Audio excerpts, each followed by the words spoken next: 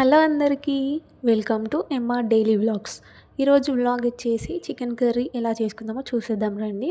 ముందుగా స్టవ్ పైన ఒక కడాయి పెట్టుకొని 3 to 4 టేబుల్ స్పూన్స్ ఆయిల్ వేసుకోవాలి. ఆయిల్ హీట్ అయిన తర్వాతకి సాజీరా, జీలకర్ర, లవంగాలు, దాల్చిన చెక్క, ఇలాచి ఇవన్నీ వేసుకోవాలి.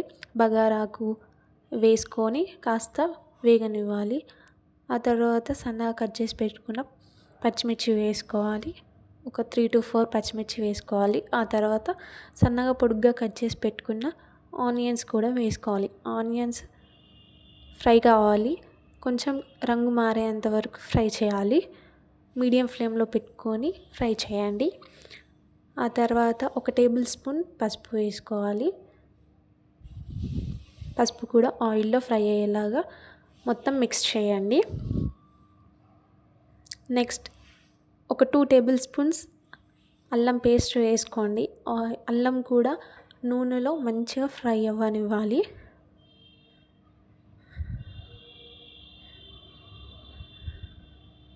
ఆ తర్వాత కొత్తిమీర, పుదీనా కూడా వేసుకోండి. ముందుగా వేసుకుంటే కొంచెం గ్రేవీ లాగా వస్తుంది. ఇప్పుడు ముందుగానే మంచిగా కడిగి పెట్టుకున్న చికెన్ వేసుకోండి. ఇక్కడ నేను 500 grams చికెన్ తీసుకున్నాను. ఆ తర్వాత మంచిగా మిక్స్ చేయండి. మధ్య మధ్యలో మూత పెట్టుకుంటూ అందులో ఉన్న వాటర్ అంతా మగ్గనించేలా చేయండి. ఇప్పుడు ఒక 2.5 టేబుల్ స్పూన్స్ ఉప్పు వేసుకోవాలి. అంటే మీకు తగినట్టుగా సరిపోయేంత సాల్ట్ వేసుకోండి. నేను 2.5 టేబుల్ స్పూన్స్ సాల్ట్ వేసుకున్నాను. అంతా మిక్స్ చేసి మళ్ళీ ఒకసారి మూత పెట్టేసి మగ్గనివ్వండి. నెక్స్ట్ మళ్ళీ మూత తీసి కొంచెం కొత్తిమీర, పుదీనా వేసుకోండి. అంతా మళ్ళీ ఒకసారి కలిపి మళ్ళీ మూత పెట్టి మళ్ళీ ఒక 5 నిమిషాల పాటు మగ్గనిద్దాం. అందులో నుంచి వాటర్ అంతా వెళ్ళిపోవాలి. ఎలాంటి వాటర్ కూడా నేనేం యాడ్ చేయలేదండి.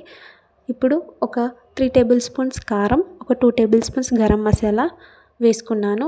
నాకు కారం సరిపోయేంత మీరు చూసుకొని వేసుకోండి. అంతా ఒకసారి మిక్స్ చేయండి. మళ్ళీ మూత పెట్టేసి ఒక 10 minutes పాటు మగ్గనివ్వండి.